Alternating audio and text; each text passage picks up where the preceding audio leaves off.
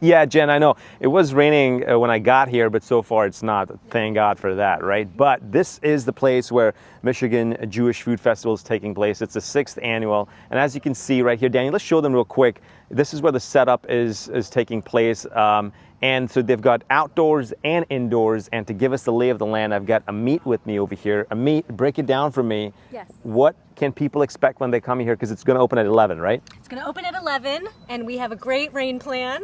So, we're ready to be nimble and really enjoy and lean into the beauty of this particular place across from the river, access to the Dequinder Cut, and to really experience everything that the Outdoor Adventure Center has to offer. Amazing exhibits highlighting natural resources, conservation, green energy. We have organizations that'll be in 2 large rooms talking about the sustainability and environmental stewardship work that they're doing, and have workshops all day long for families and folks of all ages to plug into to really begin thinking about how they want to make their impact on the environment in this crucial moment to be doing that work together. When it comes to like having that culture awareness for any community, it's super important. But having a festival like this, what are some of the things that you're trying to achieve?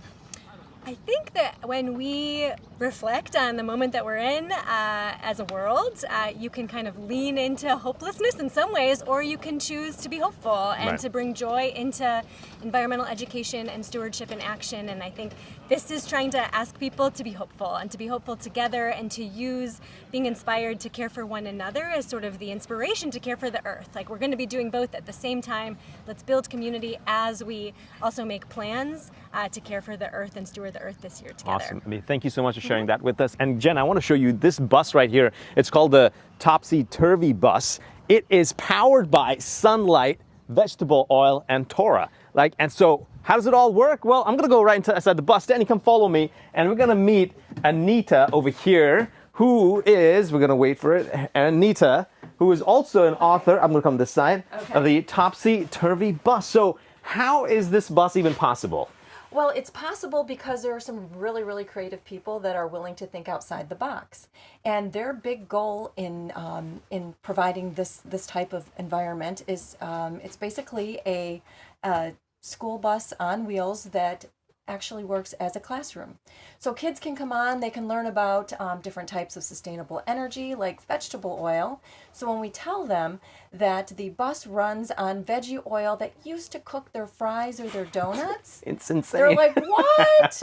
And yeah, I didn't know this either, but if you go behind like some of the Coney Islands in the area, they have big vats of used oil that people come and they pick up.